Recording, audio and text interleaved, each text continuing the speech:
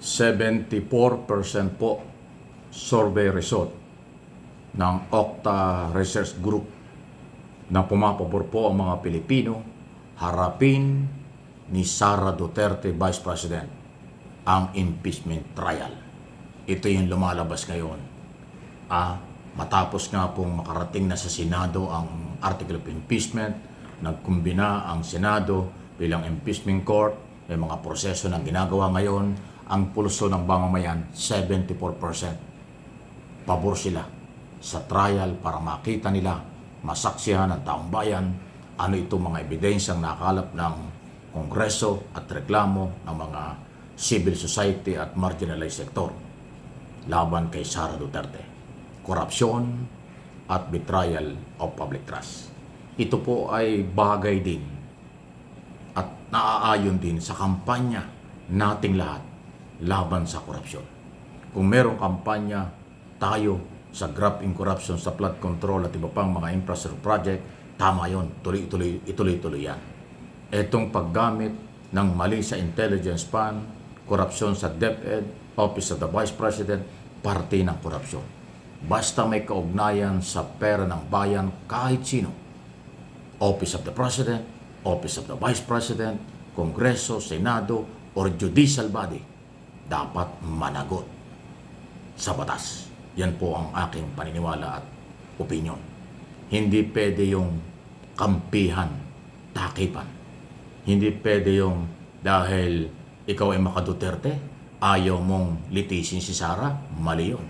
O ikaw ay maka-Marcos, ayaw mong litisin ang Marcos at kanyang mga tauhan, hindi. Although ang presidente hindi pwedeng kasuhan sa korte, impeachment lang yan. Pero yung kanyang mga tauhan, imbestigahan at kasuhan, dapat lang. Katunayan, nangyari na. Si dating Public Works and Highway Secretary, Cabinet Secretary yan ni PBBM, Manuel Bunuan, kinasuhan, inaresto, ikukulong na, nakakulong na. Plunder case. Senador Estrada at yung mga iba pang susunod na mga senador, congressman, dating speaker, dating Senate President, lahat sila. No one is above the law.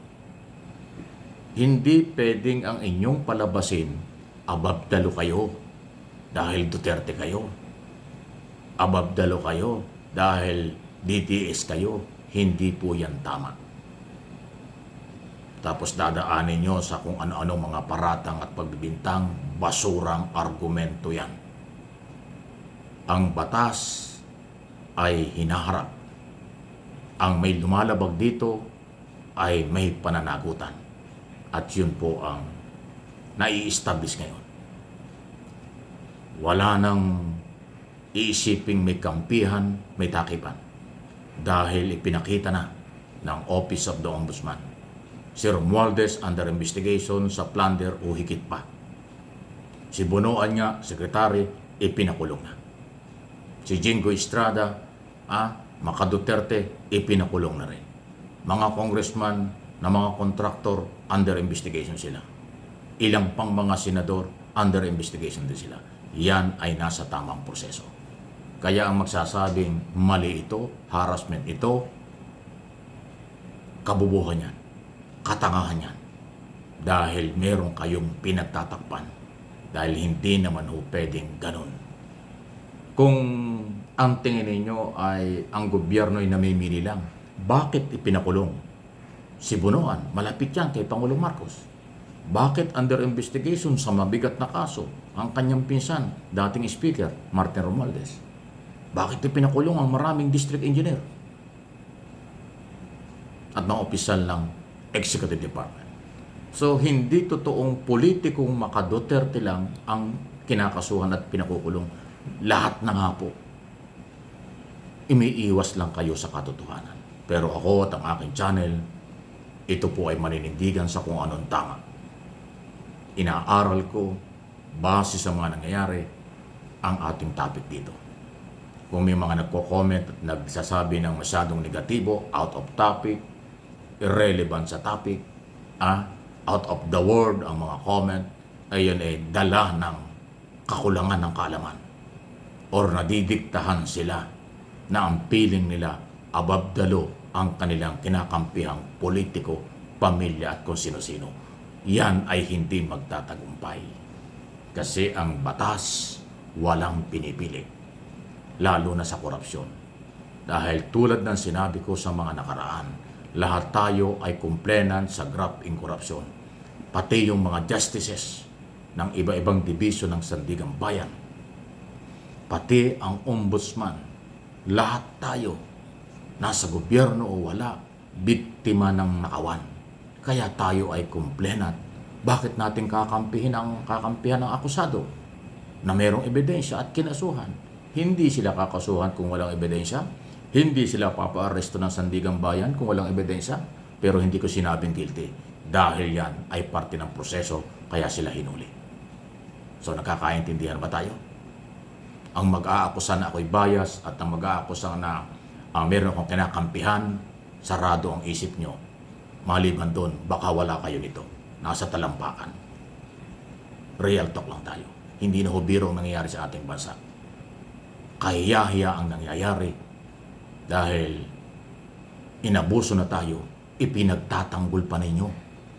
Ako wala akong pinagtatanggol, wala akong pinagkakautangan ng loob sa gobyerno o nasa labas ng gobyerno. Ang aking pinagkautangan ng loob ay mga Pilipino dahil sila ang gobyerno.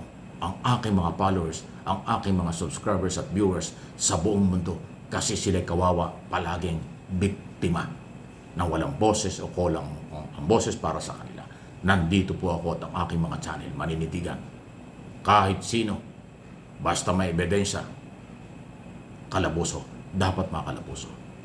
Hindi natin kakampihan yan. Executive Department, Legislator, Judicial Body, lahat, pribadong sektor ng mga kontraktor, lahat sila panagutin. Yan po ang kailangan. Okay? Please like and share, subscribe and follow.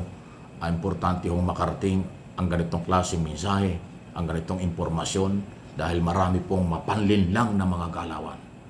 Maraming mapambudol na mga galaw na nagkukunwari. Sila ay nagmamalasakit. Pero pag sinuri nyo, wow, mali pala. So, ayan po. Abangan natin, marami pang mangyayari. Hanggat may umaabuso, mayroong makakalabuso. Hanggat may biktimang Pilipino na kumplenat, mayroong hahabulin ang batas. Dahil hindi po pwedeng ibaliwala ito. Yan naman ang sinabi from day one ng gobyerno.